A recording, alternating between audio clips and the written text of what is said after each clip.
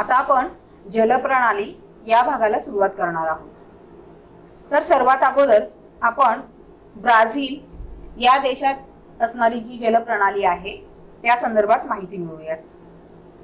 Brazil देशाचा जेव्हा आपण विचार करतो जलप्रणालीच्या दृष्टीने, तेव्हा लक्षात येतं पहा की ब्राझीलमध्ये अमेझॉन जलप्रणाली, त्यानंतर पॅराना पॅराग्वे जलप्रणाली, साओ फ्रान्सिस्को जलप्रणाली आणि किनारी प्रदेशातील नद्या, असे या जलप्रणालीचे 4 विभाग पडतात।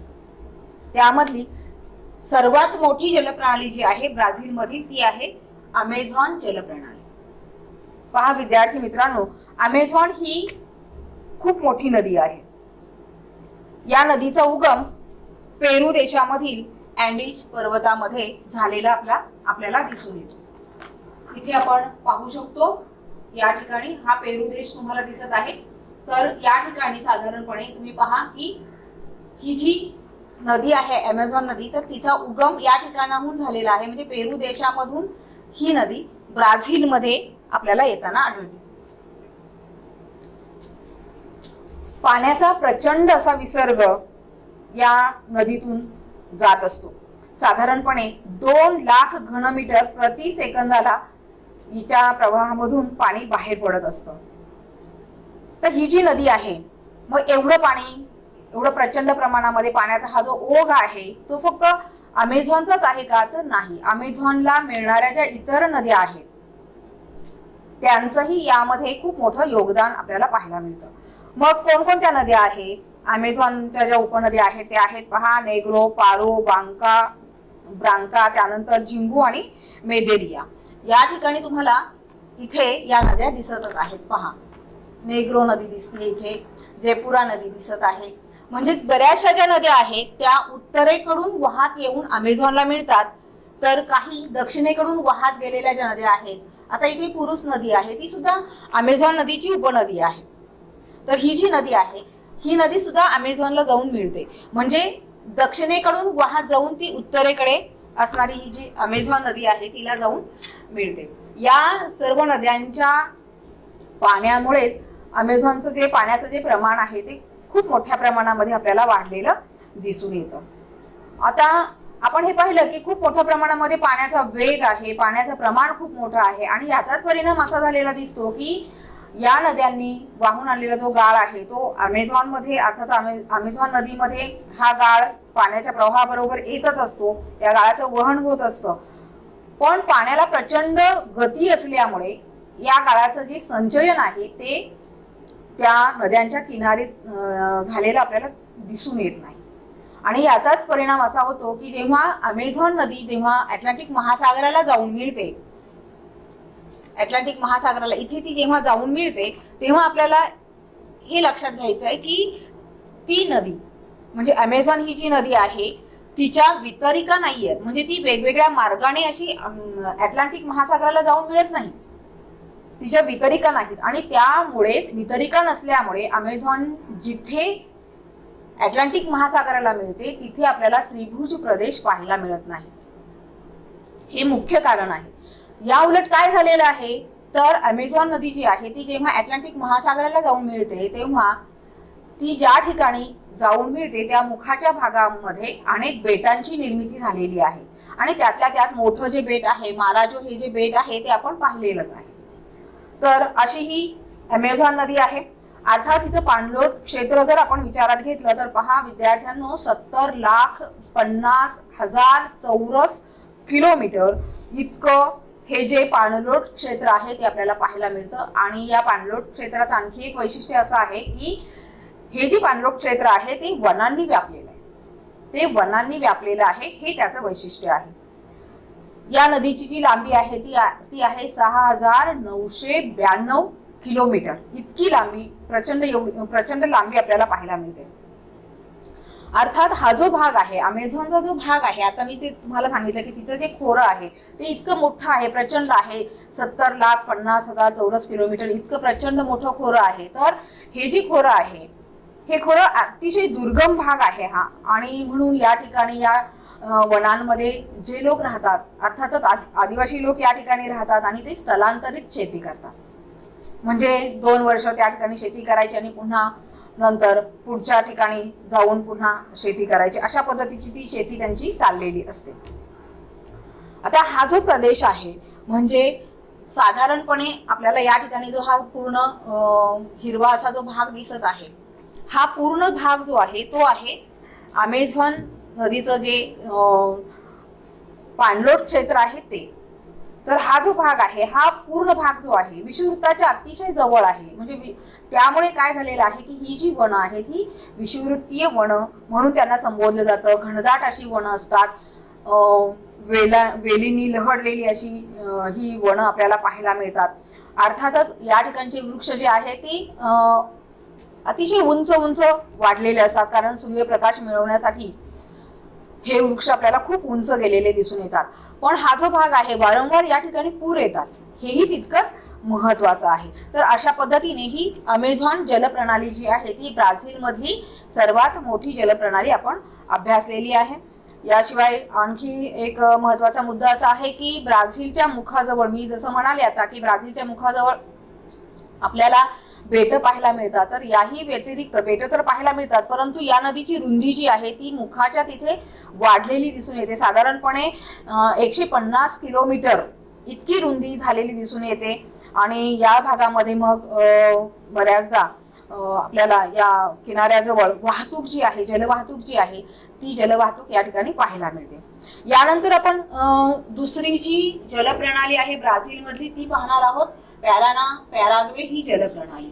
पहा विद्यार्थ्यांनो, तर या ठिकाणी म्हणजेच ब्राझीलच्या नैऋत्य भागामधून वाहणाऱ्या या 2 नद्या, इथे पहा पॅराग्वे ही एक नदी तुम्हाला दिसत आहे आणि पॅराना ही दुसरी नदी तुम्हाला दिसत आहे. तर या ज्या दोन्ही नद्या आहेत, या दोन्ही नद्या ज्या आहेत त्या पुढे वाहत जाऊन अर्जेंटिना देशामध्ये जातात आणि प्लाटो नावाची जी नदी आहे त्या नदीला या दोन्ही नद्या जाऊन मिळतात. आता या ज्या दोन्ही नद्या आहेत म्हणजे आपण पाहिलं की पॅराना आणि पॅराग्वे ह्या ज्या दोन्ही नद्या आहेत, या दोन्ही नद्यांना होणारा जो पाणी पुरवठा आहे तो पाणी पुरवठा ब्राझीलच्या पठारावरून होतो, हे महत्वाचं आहे. यानंतर येणारी जी तिसरी जी जलप्रणाली आहे ब्राझील मधील ती आहे साओ फ्रान्सिस्को जलप्रणाली.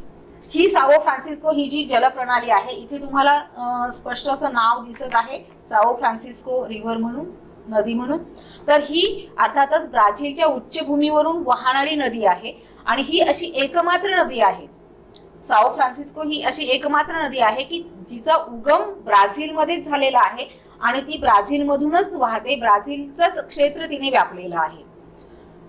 आणि पुढे जाऊन ती अर्थातच अटलांटिक महासागराला मिळते.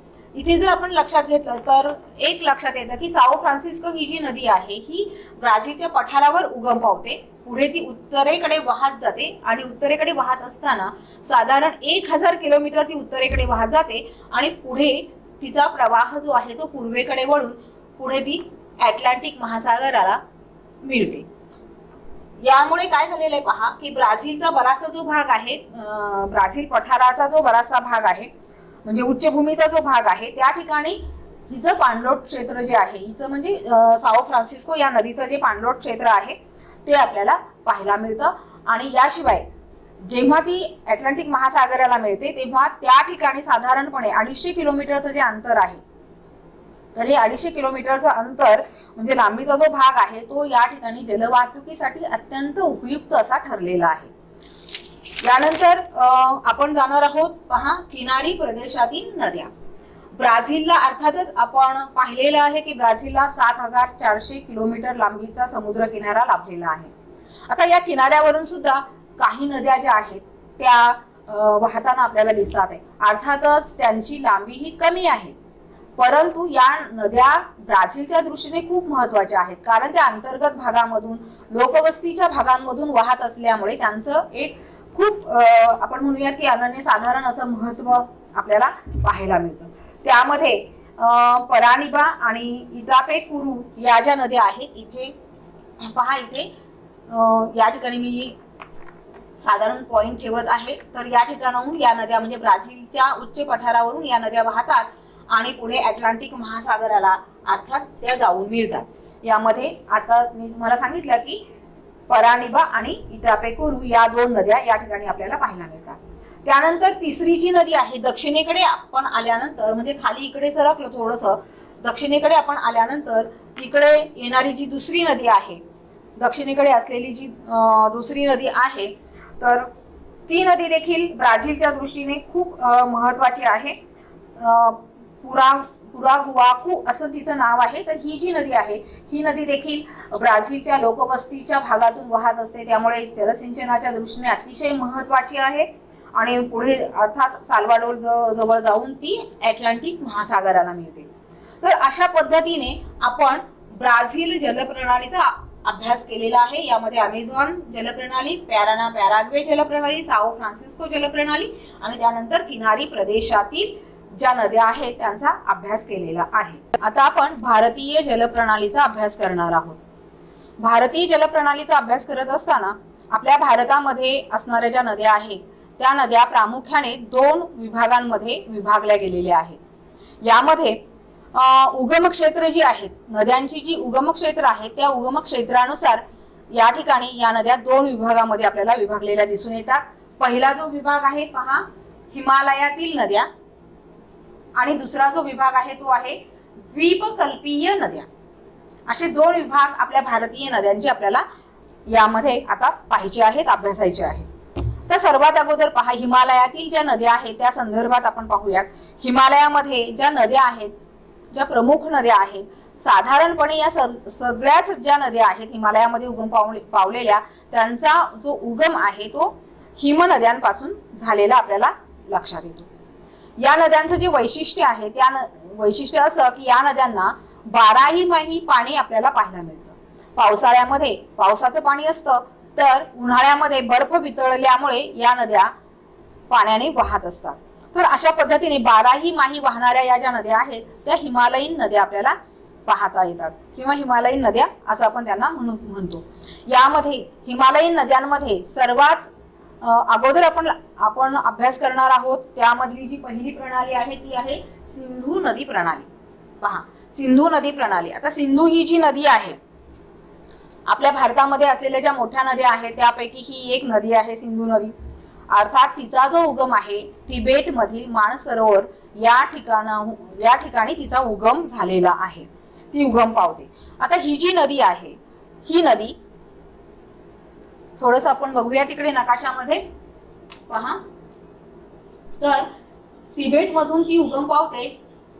तिबेट मधून उगम पावून ती आपल्या भारतामध्ये प्रवेश करते आणि भारतामधून ती पुढे पाकिस्तान मध्ये जाते आणि पाकिस्तान मधून नंतर मग ती अरबी समुद्राला जाऊन मिळते.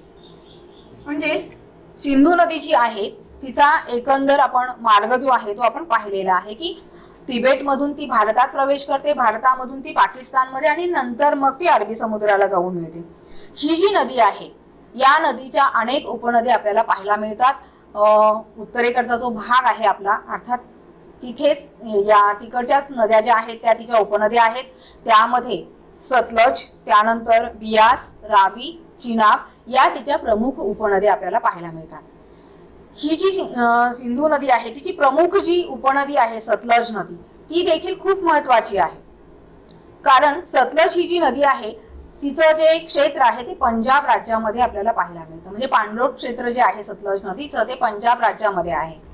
आता या पंजाब राज्यामध्ये या नदीचं पाणलोट क्षेत्र असल्यामुळे अर्थातच बराचसा जो भाग आहे तो मैदानी गाळाचा असा बनलेला आहे आणि पंजाब हा जो प्रांत आहे तो या मैदानी आणि गाळाचा निर्माण झाल्यामुळे शेतीसाठी अतिशय सुपीक असा हा प्रांत आहे, अतिशय सुपीक असं हे राज्य आहे आणि म्हणून आपल्याला पंजाबमध्ये मोठ्या प्रमाणामध्ये शेती व्यवसाय विकसित झालेला सुद्धा लक्षात येतो.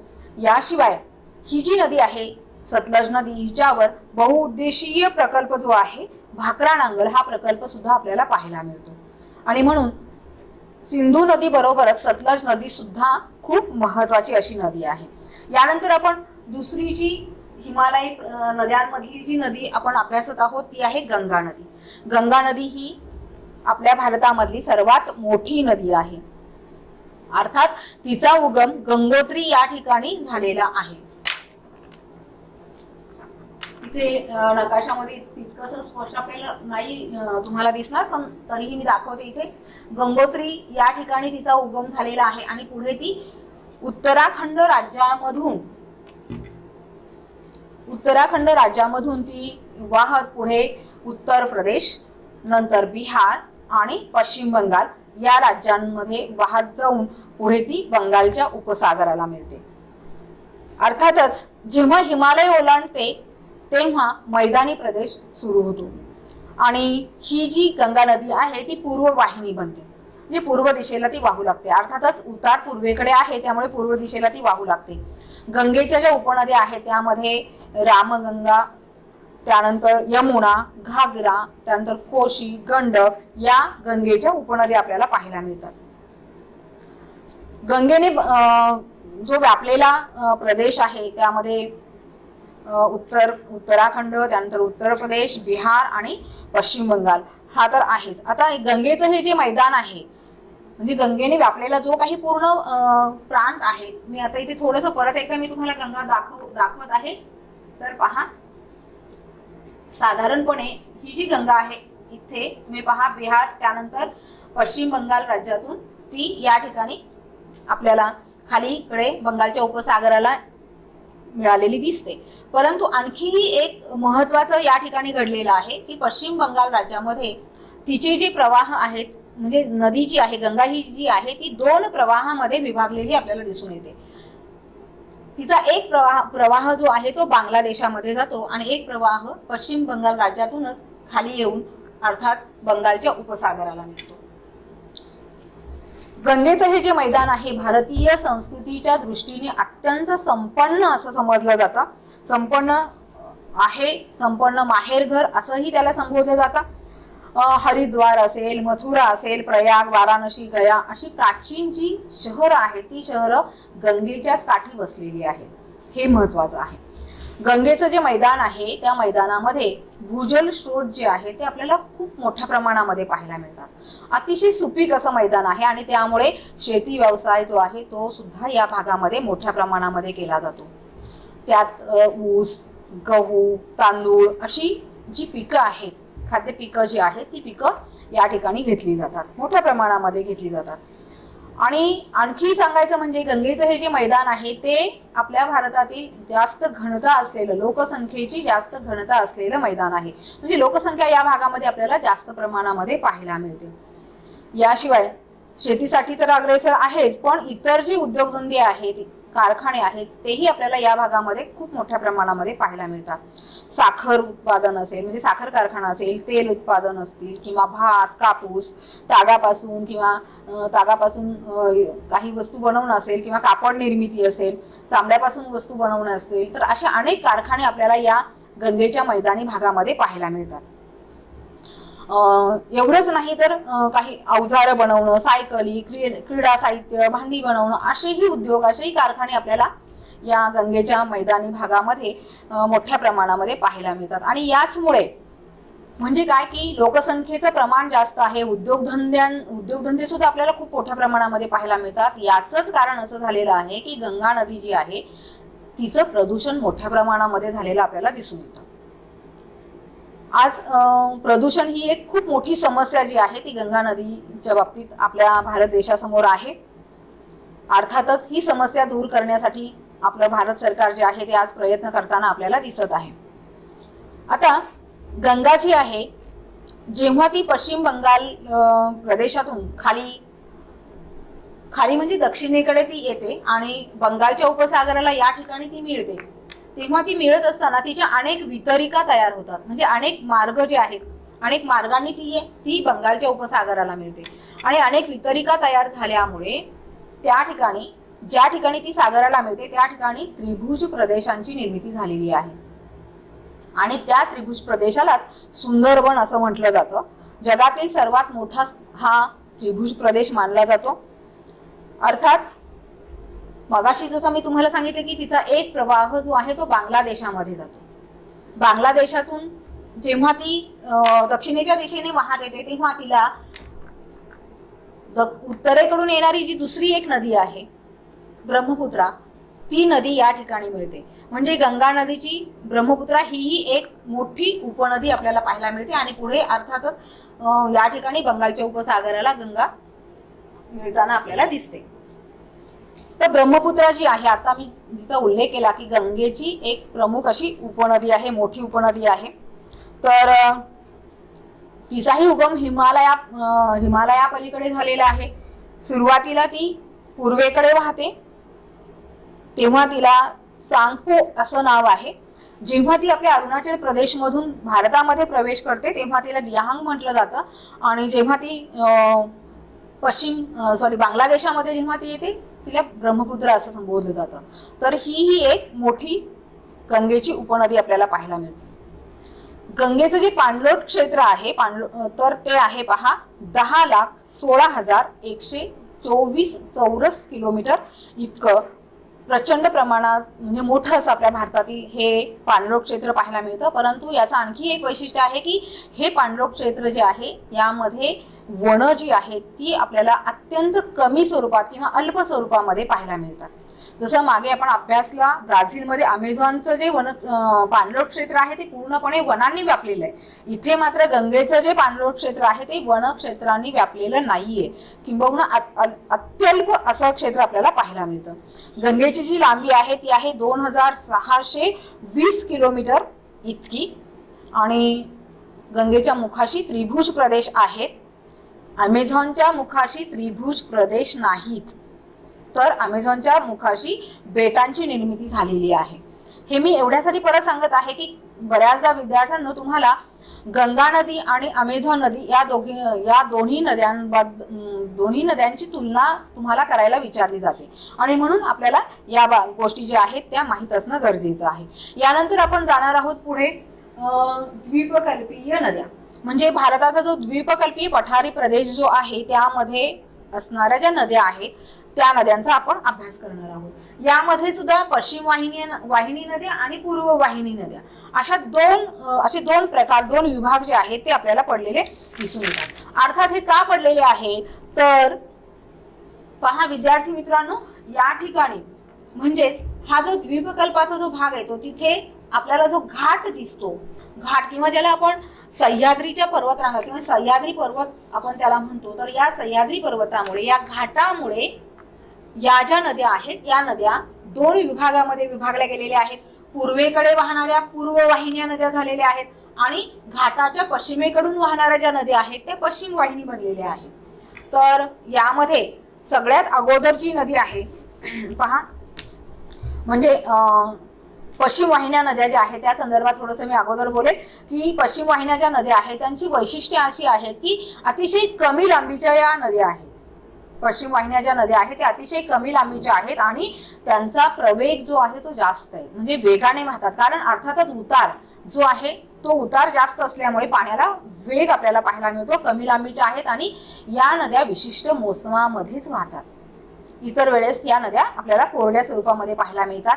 या ज्या नद्या आहेत त्या अर्थातच गुजरात, महाराष्ट्र, त्यानंतर केरळ, कर्नाटक या राज्यांमधून या पश्चिम वाहिन्या ज्या नद्या आहेत ते आपल्याला वाहताना दिसतात. हंगामी स्वरूपाच्या या नद्या आहेत. या व्यतिरिक्त आपण या ठिकाणी भारताच्या पठारी भागामध्ये जेव्हा जातो आणि त्याचा थोडासा उत्तरेकडचा भाग जर आपण पाहिला तर इथे महत्वाच्या ज्या नद्या आहेत त्या भागामध्ये महत्वाच्या ज्या असणाऱ्या नद्या आहेत त्यामध्ये तापी आहे, नर्मदा आहे, मही नदी आहे आणि साबरमती नदी आहे. तर या ज्या नद्या आहेत या नद्या अर्थात पश्चिम वाहिनी नद्या आहेत आणि पुढे त्या अरबी समुद्राला येऊन मिळतात. गुजरातच्या तिथे अरबी समुद्राला येऊन त्या मिळतात. आता आपण पूर्वेकडे वाहणाऱ्या ज्या नद्या आहेत त्या नद्या बघणार आहोत. पूर्वेकडे वाहणाऱ्या ज्या नद्या आहेत अर्थात त्यांची लांबी जास्त आहे, म्हणजे लांबचं जे अंतर आहे ते अंतर त्यांना पार करावं लागतं. द्वीपकल्पाचा बराचसा भाग जो आहे तो या नद्यांनी व्यापलेला आहे. या नद्या बंगालच्या उपसागराला जाऊन मिळतात आणि या नद्यांमध्ये पहा म्हणजे गंगेशिवाय कृष्णा, कावेरी, गोदावरी, महानदी अशा या ज्या नद्या आहेत या नद्यांचा समावेश या पूर्व वाहिनी नद्यांमध्ये होतो. त्यात सर्वात महत्त्वाची जी नदी आहे भारताची, जिला दुसऱ्या क्रमांकाचं, जिने पाणलोट क्षेत्र व्यापलेलं आहे भारताचं, अशी दुसऱ्या क्रमांकाची जी नदी आहे ती आहे गोदावरी. गोदावरी ही जी नदी आहे ती महाराष्ट्रामधील नाशिक जिल्ह्यातील त्र्यंबकेश्वर या ठिकाणी तिचा उगम होतो.